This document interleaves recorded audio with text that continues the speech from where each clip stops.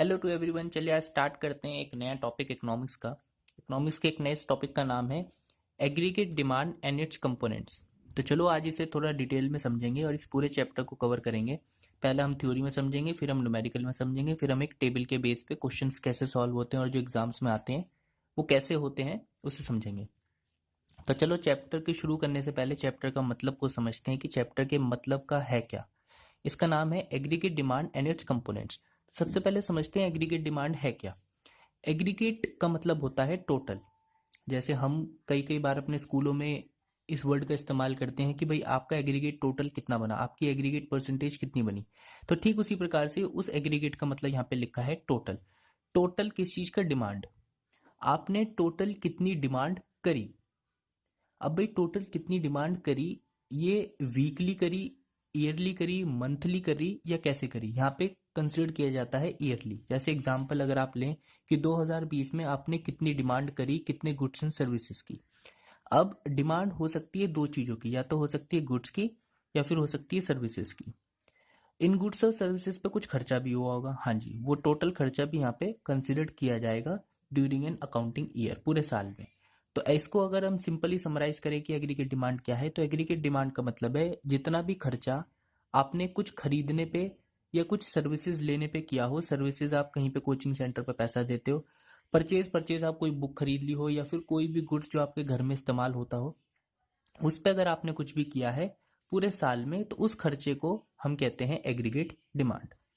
ये aggregate demand different level of income पे भी हो सकता है। हर गुड्स की अपनी एक डिफरेंट लेवल ऑफ इनकम है, हर पर्सन की अपनी एक डिफरेंट लेवल ऑफ इनकम है। तो एग्रीगेट डिमांड वो खर्चा है जो खर्चा हम करते हैं किसी भी चीज को परचेज करने में, या तो वो गुड्स में हो सकता है या सर्विसेज में, पूरे साल में और डिफरेंट लेवल ऑफ इनकम के साथ।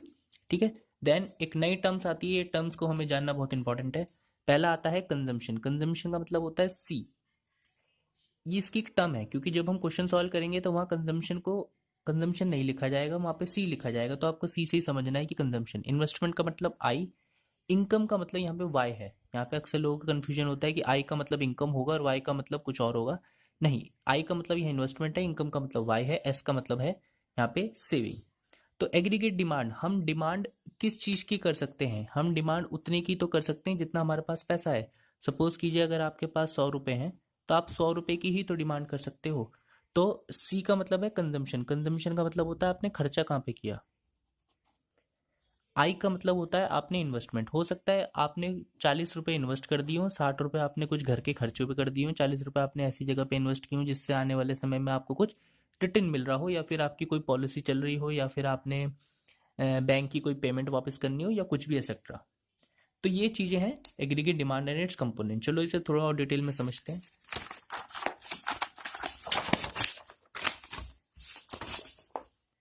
चलिए अब इस पेज पे फोकस करना है, इस पे बात पे। पहला है aggregate demand and income schedule. Aggregate demand और इनकम का क्या शेड्यूल है? ये शेड्यूल भी बहुत इंपॉर्टेंट है, इससे हम तीन चीजें सीखेंगे, वो भी समझते हैं। चलो देखते हैं क्या है। पहला दे रखा है इनकम। किसी व्यक्ति की इनकम 0 है, फिर उसकी 20 रुपए हुई, फिर 40 रुपए हुई, 60 रुपए हुई, 80 रुपए हुई, 100 रुपए हुई, 120 रुपए हुई। धीरे धीरे उस व्यक्ति की इनकम बढ़ रही है। यहाँ पे है खर्चे। एग्रीगेट डिमांड का मतलब खर्चे, कंजम्पशन, खर्चा प्लस इन्वेस्टमेंट, दो तरह के खर्चे वो कर सकता है। यहाँ पे 30 रुपए उसका खर्चा था, 35 था, 40 था, 45, 50, 55, 60। अब एक चीज पहली नोटिस करने वाली, कि जब उस व्यक्ति की इनकम 0 है तब भी उस व्यक्ति का खर्चा 30 रुपए है। ऐसा होता है, चाहे आपका आज कोई इनकम हो या ना हो, लेकिन आपके पर्सनल खर्चे जरूर होंगे। अगर एक भिखारी भी है और उसकी इनकम वो कुछ नहीं कमाता, तो वो रोटी तो खाता है ना भाई, उस रोटी का भी तो कुछ खर्चा है। तो ये मिनिमम एक्सपेंसेस आपके रहेंगे ही रहेंगे, फर्क नहीं पड़ता कि आपकी इनकम कितनी है। लेकिन जैसे ही उस व्यक्ति की इनकम बढ़ती है, ये देखा जाता है कि उसके इनकम, उसके भी खर्चे बढ़ जाते हैं। तो भाई इनकम बढ़ी, उसके खर्चे भी बढ़े। लेकिन जैसे जैसे इनकम बढ़ती जा रही है, यहाँ पे आप देख रहे हो 40 पे 40 हो गया, 60 पे 45 हो गया, 80 पे 50 हो गया, 100 पे 55 हो गया। यहाँ पे हम देख रहे हैं कि इनकम इतनी तेजी से बढ़ी कि लेकिन एक्सपेंसेस उतनी तेजी से नहीं बढ़ते। अब कोई व्यक्ति 1 करोड़ रुपए अगर कमाता है, तो इसका मतलब ये थोड़ी है कि वो 1 करोड़ के 1 करोड़ रुपए खर्च कर देगा। ये थोड़ी ना प्रोसेस होता है। प्रोसेस ये होता है कि हाँ आपकी इनकम बढ़ी तो आपके खर्चे भी बढ़ते हैं, लेकिन इतने नहीं बढ़ते कि वो आपकी इनकम को बीट कर दे। तो इस डाटा से हमें तीन चीजें मिली कि आपकी इनकम अगर हो या ना हो, आपके खर्चे जरूर होंगे। आपकी इनकम बढ़ेगी तो आपके खर्चे भी बढ़ेंगे, लेकिन इसका ये मतलब नहीं है कि आपकी इनकम अगर बहुत ज़्यादा हो जाए तो आप सारे के सारे खर्चे उसे कर देंगे। ये तीन चीज़ें यहाँ पे समझने की थी। अब इसी डाटा बेस पे हम ग्राफिकली देखते हैं कि होगा क्या। पहले देखते हैं वाई का डाटा, जो कि वाई का डाटा यहाँ पे दिख रहा है कि भाई इनकम जीरो थी, देन ये ऊपर चढ़ता गया चढ़ता गया चढ़ता गया, देन दिस। देन कंजम्पशन कहाँ से शुरू होता है? हमेशा 30 से। कंजम्पशन कभी भी जीरो से शुरू नहीं होगा, चाहे एनी ऑफ द कंडीशन, चाहे उसकी इनकम हो या ना हो। तो ये 30 से शुरू हुआ, लेकिन ये बढ़ता चला जाएगा यहाँ तक। लेकिन इनकम एक टाइम के बाद इसे बीट कर देगी, जैसे कि यहाँ पे इनकम ने आपकी कंजम्पशन को बीट किया, इसलिए इनकम का लेवल ऊपर गया है, कंजम्पशन का लेवल नीचे गया है। तो चलिए अब नए टॉपिक देखते हैं। कंपोनेंट्स क्या हैं एग्रीगेट डिमांड्स के? कंपोनेंट्स मतलब इसके पार्ट्स दो प्रकार से होते हैं। पहला है क्लोज्ड इकोनॉमी, दूसरा है ओपन इकोनॉमी। क्लोज्ड इकोनॉमी जहाँ पे इकोनॉमी बंद होती है। तो पहला हम समझते हैं कि हमारे क्लोज्ड इकोनॉमी में क्या क्या खर्चे हो सकते हैं। एग्रीगेट डिमांड अगर टू सेक्टर ऑफ इकोनॉमी है, क्लोज्ड इकोनॉमी दो प्रकार से है, टू सेक्टर और थ्री सेक्टर। टू सेक्टर में क्या है? Consumption plus investment. दो प्रकार के खर्चे हो सकते हैं, या तो आप उसे इस्तेमाल कर सकते हो या फिर आप कहीं पे इन्वेस्ट कर सकते हो, बात खत्म। थ्री सेक्टर ऑफ इकोनॉमी वाला बंदा क्या कर सकता है? वो अपना घर का खर्चा प्लस कहीं पे इन्वेस्टमेंट, किसी पॉलिसी के रिगार्ड देना हो, किसी इंश्योरेंस पॉलिसी है, किसी की किस्तें जमा करनी हो, प्लस गवर्नमेंट को टैक्स। जब आपके पास ज़्यादा पैसा आ जाता है तो आप गवर्नमेंट को टैक्स भी देने लगते हो, और ये टैक्स भी हमारा एक खर्चा बन जाता है। या फिर आप गवर्नमेंट को सपोर्ट कर देते हो कि भाई हमारे पास बहुत सारा पैसा है, जैसे बड़े बड़े लोग सपोर्ट करते हैं कि हम पे बहुत सारा पैसा है, हम चाहते हैं कि गवर्नमेंट की रोड, डैम्स या फिर कहीं पे पॉलिसी हम दे सकें। तो उसके बाद आता है ओपन इकोनॉमी। ओपन इकोनॉमी यहाँ पे खुली हुई इकोनॉमी होती है। यहाँ पे चार प्रकार के खर्चे हो सकते हैं किसी इंसान के। एग्रीगेट डिमांड का मतलब खर्चे कहाँ पे हम कर सकते हैं। कंजम्पशन का मतलब होता है यूज। आई का मतलब होता है इन्वेस्टमेंट। जी का मतलब होता है गवर्नमेंट पे खर्चा। और एक्स माइनस एम का होता है एक्सपोर्ट माइनस इम्पोर्ट। कि एक्सपोर्ट माइनस इम्पोर्ट पे भी जो बहुत सारी ड्यूटीज लगती हैं एक्सपोर्ट इम्पोर्ट की, उन पे भी जब खर्चा आने लगता है तो यहाँ पे ये चौथा खर्चा कंसिडर किया जाता है। तो कंपोनेंट ऑफ एग्रीगेट डिमांड दो प्रकार से थी, एक थी क्लोज्ड, एक थी ओपन। क्लोज्ड में थी ये टू सेक्टर, ओपन में थी three sector of economy, then this. तो चलिए एक नया टॉपिक फिर से हम शुरू करते हैं, ठीक है। वहां पे हमने पढ़ा था कंपोनेंट्स ऑफ एग्रीगेट डिमांड। अब हम पढ़ेंगे सेविंग, कि भाई जब हमारे खर्चे होते हैं तो हमारी सेविंग्स भी होती है। और सेविंग के फंक्शंस क्या होते हैं, यहाँ पे भी एक टेबल है जो कि देखने वाली है और जो समझने वाली है। कि जब आपकी इनकम जीरो है तो आपके खर्चे होंगे, पता है हमें। जैसे जैसे हमारी इनकम बढ़ती है हमारे खर्चे बढ़ जाते हैं।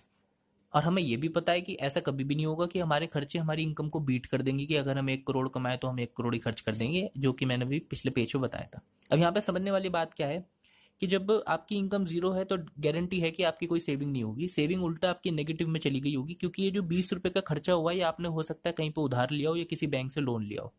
तो ये जब भी आपकी इनकम आएगी पहले आपको उधारी चुकानी पड़ेगी। तो सेविंग उल्टा जीरो नेगेटिव में हो चुकी है। यहाँ पे भी आप देख सकते हो खर्चे 60 है, इनकम 50 है, तो सेविंग नेगेटिव में हो गई। इनकम खर्चे बराबर, सेविंग बराबर। खर्चे 140, इनकम 150, 10 रुपए की आपकी यहाँ पे सेविंग हो गई। अब इसे ग्राफिकली देखते हैं कि भाई होता कैसे है। सेविंग नेगेटिव से है, मतलब माइनस से नीचे जा रही है, देन 10 माइनस पे आई, देन खर्चों के बराबर हुई, और देन पैसा जुड़ना शुरू। तो सेविंग हमेशा नेगेटिव से जाएगी और ऊपर को आएगी, क्योंकि सेविंग शुरू में नेगेटिव होती है जब इंसान की इनकम नहीं होती, लेकिन जब उसकी इनकम उसके खर्चों से ज्यादा हो जाती है तो सेविंग होनी शुरू हो जाती है, जो कि ऊपर को जाएगी। देन अब कुछ फॉर्मूले हैं कि MPC, marginal propensity to consume. हम इस टेबल के बेस से समझेंगे कि एमपीसी होता क्या है। मार्जिनल प्रोपेंसिटी टू कंज्यूम का फॉर्मूला है change in C upon change in Y. C का मतलब है कंजम्पशन, वाई का मतलब है इनकम। कंजम्पशन में कितना चेंज आया, कंजम्पशन पे यहाँ पे हम चेक करें कितना चेंज आया। सेकंड के कंपेयर में फर्स्ट को करते हैं हमेशा। कितना आया जी, यहाँ पे आया आपको 40। वाई में कितना चेंज आया, 50 के कंपेयर में 0, 50 का चेंज आया। इन दोनों को काट के जो भी आंसर आया वो आपका क्या है, मार्जिनल प्रोपेंसिटी टू कंज्यूम। यहाँ पे कंजम्पशन का भी अपना एक फॉर्मूला होता है। कंजम्पशन का फॉर्मूला है C bar plus B plus Y. C bar plus B plus Y. Y हमें पता है क्योंकि हम यहाँ पे चेक करते हुए आ रहे हैं, वाई है इनकम। ठीक है, एक चीज क्लियर हो गई कि वाई हमारी इनकम है। सी बार प्लस बी, सी बार क्या होता है? सी बार होता है मिनिमम लेवल ऑफ कंजम्पशन, कम से कम आपका खर्चा कितना होने वाला है। तो इस टेबल के हिसाब से सबसे कम से कम खर्चा आपका कौन सा है जी? 20। तो सी बार कितना आ सकता है आपका यहाँ पे? 20। वाई हमें पता ही है इनकम। बी का मतलब होता है change in C upon change in Y, या इसको हम क्या कह सकते हैं? एमपीसी, क्योंकि चेंज इन सी और चेंज इन वाई का फॉर्मूला क्या है? एमपीसी का। ठीक है जी, एमपीसी क्या है? चेंज इन सी और चेंज इन वाई। तो यहाँ पे कुछ फॉर्मूले हैं जो आपको रिकॉर्ड करने जरूरी है और फॉर्मूला याद होने जरूरी है। इसी फॉर्मूले के बेस पे एक क्वेश्चन करते हैं कि भाई क्वेश्चन एक्चुअल में हो कैसे सकता है इस फॉर्मूले के बेस पे। तो चलो एक क्वेश्चन को करते हैं। एक एग्जांपल है जहाँ पे ऑलरेडी आपको सी बार गिवन है, एमपीसी गिवन है 0.5, वाई गिवन है 1000। वाई का मतलब इनकम, एमपीसी का मतलब है वाई, यहाँ पे हमने पीछे देखा था। आपको फाइंड करना है सी, सी का मतलब कंजम्पशन।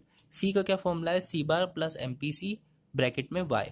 तो सी बार ऑलरेडी आपको गिवन है 200, एमपीसी का मतलब होता है वाई, वाई आपको गिवन है 0.5 और इनकम आपकी कितनी है? 1000। तो 200 0.5 into 1500, then answer would be 700। यहाँ पे आपका आ गया। तो ये कंजम्पशन का एक एग्जांपल था जो मैंने दिया था। अब कंजम्पशन हो गई तो मार्जिनल प्रोपेंसिटी टू सेव भी आएगा। जैसे मार्जिनल प्रोपेंसिटी टू कंज्यूम है, ऐसी मार्जिनल प्रोपेंसिटी टू सेव है। मार्जिनल का मतलब होता है गैप, इसलिए डेल्टा, डेल्टा का मतलब change in saving upon change in Y. ये एक फॉर्मूला है। इस फॉर्मूले को कैसे कर सकते हैं हम पुटअप? यहाँ पे देखते हैं। सेविंग की यहाँ पे हमें एक डाटा दे रखा है, इनकम का हमें यहाँ पे एक डाटा दे रखा है। चेंज इन एस, 10 से 20 कितना चेंज आया? -10 का, अपॉन इनकम में कितना चेंज आया जी? 50 का। तो जो भी यहाँ पे आया 0.5 करके वो माइनस का कंसिडर किया जाएगा। मार्जिनल प्रोपेंसिटी टू कंज्यूम हम ऐसे निकालते हैं। देन यहाँ पे आता है सेविंग का फंक्शन। सेविंग के क्या फंक्शन है? जैसे कंजम्पशन का एक फॉर्मूला था, ऐसे ही सेविंग का एक फॉर्मूला है। -C बार प्लस 1 -B ब्रैकेट का y, -C बार 1 -B ब्रैकेट का y। -C क्या है? जैसे वहां पे कंजम्पशन था, ऐसे यहाँ पे है मिनिमम लेवल ऑफ कंजम्पशन, की कम से कम खर्चा आप कब करोगे? जब आपकी इनकम 0 होगी। जैसे वहां पे 30 था, ठीक उसी प्रकार से यहाँ पे है।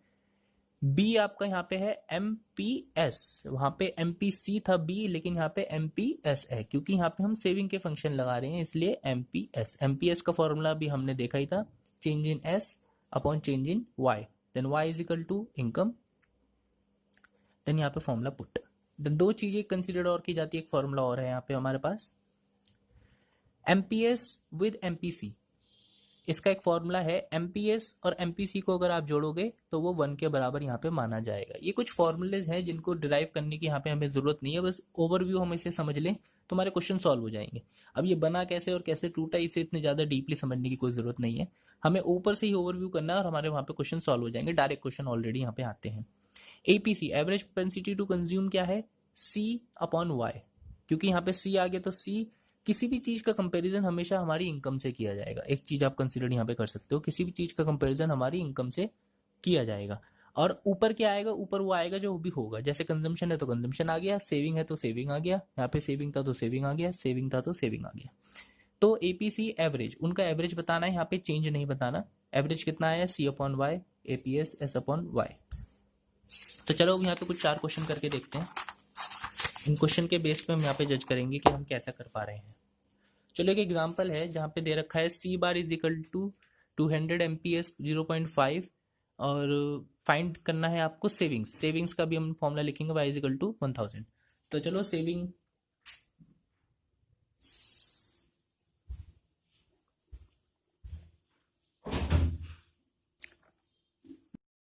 तो चलिए इस एग्जांपल को सॉल्व करते हैं जो कि हमारे पास फर्स्ट वाला दे रखा है। यहाँ पे हमें सेविंग का फंक्शन लगाना है। तो सेविंग के फंक्शन का एग्जांपल है, सेविंग के फंक्शन का एग्जांपल है -C बार प्लस MPS इंटू वाई। अब एक्चुअल में हमारे पास -C बार ऑलरेडी गिवन है -200 प्लस MPS हमारे पास गिवन है 0.4 और y हमारे पास गिवन है 1000। तो -200 प्लस 0.4 इंटू 1000 को अगर हम करेंगे तो लगभग ये आ जाएगा आपको 400। तो आंसर वुड बी 200। तो इस तरीके से सेविंग फंक्शन का हो सकता है। एक और एग्जांपल देखते हैं यहाँ पे, धीरे धीरे एग्जांपल से चीजें क्लियर हो जाएंगी। When the economy of MPS is 0.5 and the autonomous consumption is 0, की इकोनॉमी दे रखी है एमपीएस की इतना और ऑटोनॉमस कंजम्पशन दे रखा है आपको 0, तो फाइंड करना है एमपीसी। हमने एक फॉर्मूला देखा था कि MPC plus MPS is equal to होता है 1। फाइंड करना है एमपीसी। एमपीसी हमारे पास नहीं है, एमपीएस तो है 0.5 इज इक्वल टू 1। तो then MPC is equal to 0.5 minus 1 is equal to 0.5। तो एमपीसी कितना आ गया हमारा 0.5। एक और देखते हैं, यहाँ पे हमारी इनकम दे रखी है 1000, एक्सपेंडिचर दे रखा है 750। हमें निकालना है एपीसी। एपीसी का फॉर्मूला होता है एस अपॉन वाई। एपीसी का फॉर्मूला होता है एस अपॉन वाई। अब एक्चुअल में हमारे पास वाई तो गिवन है, लेकिन हमारे पास एस गिवन नहीं है, तो हम यहाँ से निकाल सकते हैं। सेविंग का फॉर्मूला होता है वाई माइनस सी। वाई हमारी 1000 है, सी हमारी कंजम्पशन, कंजम्पशन बोले तो 750 है, ये आ गया आपका 250। तो ये 250 आप सेविंग की जगह पे रख दो और ये आपका आंसर यहाँ से निकल कर आ जाएगा। जो भी आ रहा हो 0.25 कंसिडर की जा सकती है। देन एक और आ सकती है केस स्टडी की तरह, छोटा सा सिंपल सा है, दिखने में सिंपल है लेकिन थोड़ा सा टेढ़ा है, लेकिन समझोगे तो आ जाएगा समझ में। क्या दे रखा है, can APS be negative explain. क्या एपीएस नेगेटिव हो सकता है? हाँ जी। एपीएस क्या है, एवरेज प्रोपेंसिटी टू सेव। क्या ये कभी नेगेटिव हो सकता है? हाँ जी हो सकता है। कब हो सकता है? यस। तो आंसर वुड बी यस, जब हमारी सेविंग नेगेटिव में होगी। भाई सेविंग नेगेटिव में कब होगी? जब हमारी इनकम कम होगी हमारे खर्चों से। जब हमारे खर्चे ज़्यादा होंगे और हमारी इनकम कम होगी तो हमारी सेविंग नेगेटिव में होगी। तो चलो एक एग्जांपल ले लेते हैं कि आपके खर्चे हैं 60, आपकी इनकम है 50 मान लो, और आपकी सेविंग आ गई -10। भाई इनकम 50, खर्चे 60, सेविंग -10। तो यहाँ पे जो आंसर बन के आएगा वो आएगा सेविंग आ गई -10, सेविंग आपकी -10, इनकम आपकी 50, तो सेविंग और income, then answer would be -0.2। तो जो आंसर निकल के आया वो आया 0.2। तो ये कुछ न्यूमेरिकल्स थे। इसी के साथ एक टेबल भी करते हैं, मैं अगर आपको टेबल दिखाना चाहता हूँ।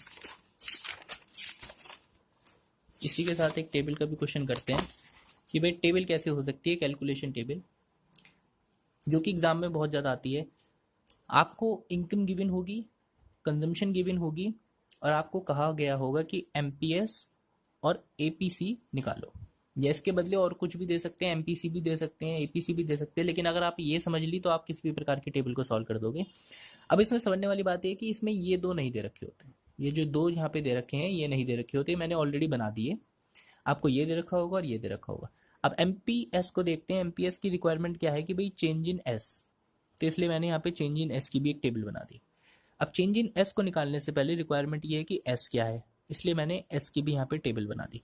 अब सवाल ये है कि एस कैसे निकलता है। एस निकलता है कि भाई सेविंग, आपकी कितनी इनकम है, कितने खर्चे हैं।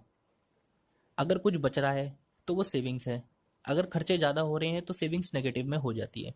जैसे यहाँ पे खर्चे ज़्यादा हो रहे हैं, आपके खर्चे ज़्यादा हो रहे हैं, इनकम कम है तो -15 है। खर्चे ज़्यादा है, इनकम कम है, खर्चे और इनकम बराबर है 0। खर्चे कम है, इनकम ज़्यादा है, इसका मतलब पैसा बच गया, 15 रुपये बच गए। खर्चे कम है, इनकम ज़्यादा है, इसका मतलब 30 रुपये यहाँ भी बच गए। तो जो बच गए वो सेविंग्स है, 15 रुपये नेगेटिव में यहाँ पे चल रहे हैं। चेंज इन एस, इसका कंपैरिजन ऊपर वाले से हुआ तो यहाँ पे डैश, कितना सेविंग्स में चेंज आया, मतलब इस वाले को कंपेयर करना है पिछले वाले से, पीछे कुछ नहीं है तो 0। इसका कंपेयर करना है इस वाले से, कितना में चेंज आया जी, 15 में चेंज आ गया। ये 15 पॉजिटिव का आएगा। आप ऑलरेडी नेगेटिव में हो, अब एटलीस्ट 0 पे तो आ गए। 0 ये अच्छी बात है, यहाँ पे -15 नहीं लिखना है, यहाँ पे प्लस का 15 लिखना है, यहाँ पे ऊपर आए हैं। देन इससे इसमें चेंज 15 है, इससे इसमें चेंज 15 है। एमपीएस क्या कहता है? एमपीएस कहता है कितना चेंज हुआ है सेविंग्स में।